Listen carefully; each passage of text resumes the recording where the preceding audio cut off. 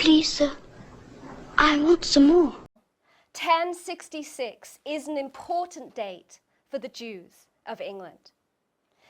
1066 is actually the first official date we have for Jews of Rouen coming to live in England. It is the beginning of the best documented national Jewish community in medieval Christendom. William the Conqueror, the new Norman king, comes to England and invites his Jews from his Norman possessions to settle in England. These Jews are going to have a specific profession, specializing almost from the outset and much more narrowly in the banking business.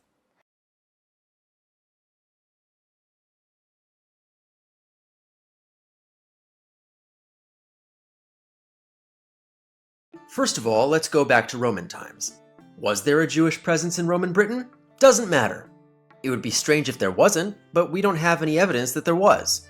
Certainly there didn't seem to have been any Jews in Anglo-Saxon England, because when the Normans conquered it, they had to import their own. See, up to this point, the Anglo-Saxon kings had accepted taxes in kind, that is, in the form of agricultural produce or labor. The Normans, whose royalty and nobility weren't tied to the land in the same way that the Anglo-Saxons had been, just wanted cash. And to manage that cash, in 1070, King William the Conqueror invited a handful of Jewish merchants from Rouen to serve as moneylenders.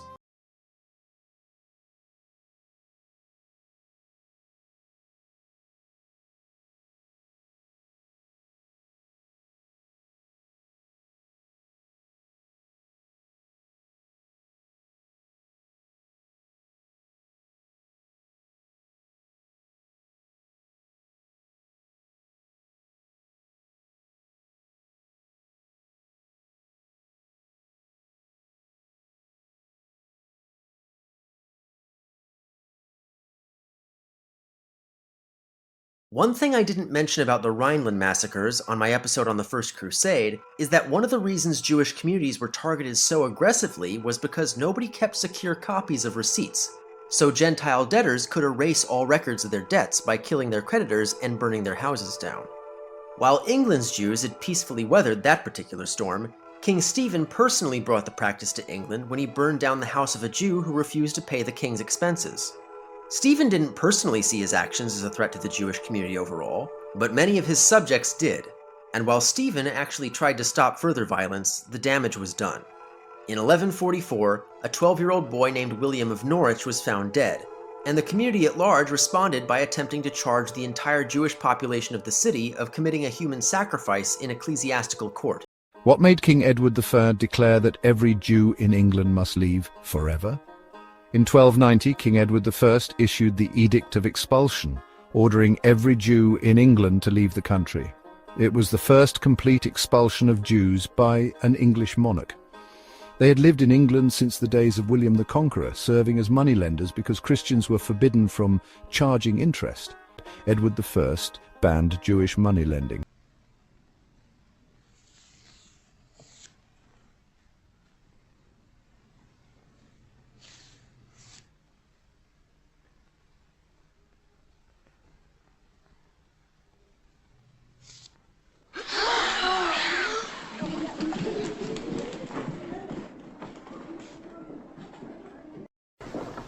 Please, sir, I want some more.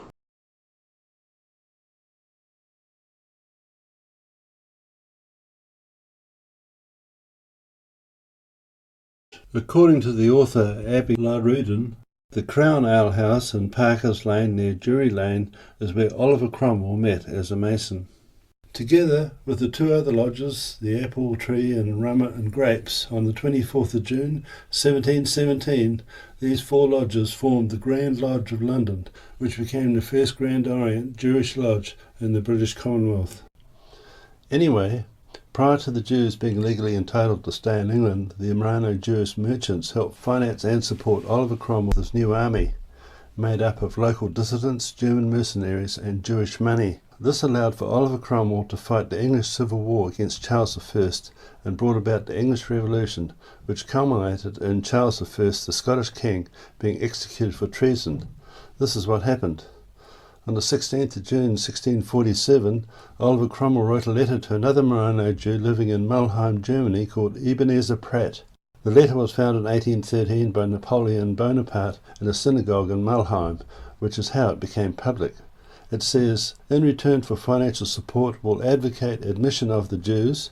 This is impossible while Charles is still alive." It was Ebenezer Pratt who drafted the charges for Oliver Cromwell to bring against Charles I for treason, when really Oliver Cromwell was the traitor all along. In December of 1648, the Rump Parliament of England was formed, when the majority of the parliamentarians, who were Scottish Presbyterians, were purged, and so democracy was usurped. The only remaining members were called the Levellers, who were the Freemasons who would have Charles I tried and executed. Hence the name was given the Rump Parliament, meaning, or the arse end of Parliament.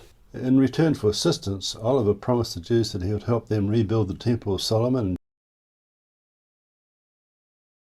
The Muslims, they have a very big problem with the plans that the Jews and the Christians have. They have very big problems with them rebuilding the temple, because rebuilding the temple means that they are going to lose control over this area. The site is holy to Muslims because they believe that they're the ones who have most of a right over it, because they are followers and acceptors of the Prophet Muhammad sallallahu alaihi wasallam. And the value of the prayer on that site is worth, according to some narrations, 1,000 prayers otherwise. When Napoleon lost at Waterloo, the whole of Europe was busy counting bodies, but there was one man counting profits. His name was Nathan Rothschild. You see, the Rothschilds didn't wait for newspapers or messengers. They had their own private network of couriers, carrier pigeons, and secret codes, faster than any government. So while London was still in the dark, Nathan already knew Napoleon had been defeated. And that's when he made his move. He walked into the London Stock Exchange and started selling off British bonds, pretending they had lost. Panic hit, prices tanked. Everyone followed his lead. But just when the market bottomed out, he quietly bought everything back. The next day, when the official news of British victory arrived, the markets exploded. And just like that, Rothschild pulled off the slickest financial move in history, earning tens of millions by today's standards. The line between public finance and private profit disappeared. In France, James de Rothschild became so powerful that he was nicknamed the King of the Jews by his critics, and simply the King by those in power. The Rothschilds helped finance France's war with Russia, then turned around and helped underwrite Russian debt afterward. Conflict became opportunity. Every war was a transaction. Every peace was a ledger. And with their wealth, they funded both sides of conflicts, profiting from more than just the Napoleonic Wars. The American Civil War, World War I and II, and some even suggest they profited from the Franco-Prussian War, as well as the Gulf and Iraq wars. The thing is, they made profits regardless of the outcome. The Rothschilds understood something that few others did. Control of money means control of everything. While monarchs and politicians came and went, the Rothschilds remained. They made fortunes during wars, and when peace was restored, they shaped the financial systems that underpinned economic recovery. How much of Gaza has Israel destroyed? The Israel Defense Forces have now started their latest offensive on Gaza City. For Palestinians there and across the Strip, the land is now almost entirely uninhabitable. Almost all of Gaza is either controlled by the Israeli military or subject to its evacuation warnings. Most of the remaining population now lives within this small area. Much of Gaza has been flattened. Satellite imagery reveals the scale of the destruction. A UN agency identified damage to more than 190,000 buildings. That's 70% of Gaza's pre-war structures. This destruction has left vast amounts of rubble across Gaza, an estimated 53.5 million tons. The World Bank reckons all this translates to roughly 300,000 homes damaged or destroyed, 62% of Gaza's total. In modern Jewish history, and it begins with 3 words. Dear Lord Rothschild. Dear Lord Rothschild, I have much pleasure in conveying to you, on behalf of His Majesty's government, the following declaration of sympathy with Jewish Zionist aspirations, which has been submitted to and approved by the Cabinet. Why was it that this letter was sent by the Foreign Secretary to your great-uncle Walter? It's an interesting question because it was primarily a movement from Eastern Europe, but they didn't clarify who was in charge of that movement. And in addition, it was after all in Great Britain. So they felt that the Rothschild family should be the one to whom it was addressed. And Walter was Lord Rothschild, and he was a Zionist. With favour the establishment of Palestine as a national home for the Jewish people, and will use their best endeavours to facilitate the achievement of this object, it being clearly understood that nothing shall be done which may prejudice the civil and religious rights of existing non-Jewish communities in Palestine, or the rights and political status enjoyed by Jews in any other country. It is the Balfour Declaration. During the Passover, Jesus went to the temple in Jerusalem and found it filled with merchants and money changers. The sacred space, meant for worship and prayer, had become a marketplace. Furious, Jesus made a whip of cords and drove out the merchants, overturned their tables, and scattered the coins. He shouted, "Get these out of here! Stop turning my Father's house into a market." The religious leaders demanded a sign of his authority, and Jesus replied, "Destroy this temple, and I will raise it again in 3 days."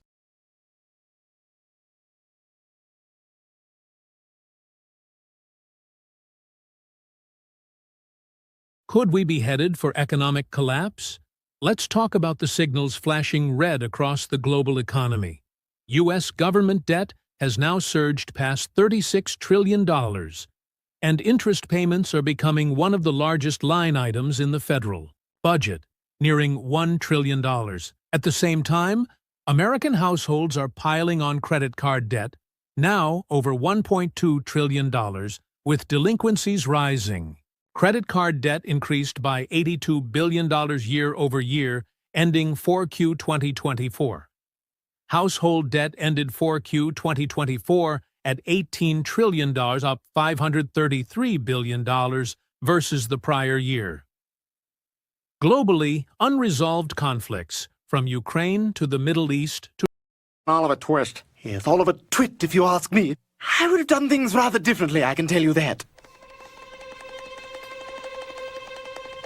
Please, sir, I want some more. What? Please, sir, I want some more. More? All right, stop it. Stop it right there. Now go on, fill up the bowl. Go on. That's it. Now, put on this dress. Put it on! Now dance.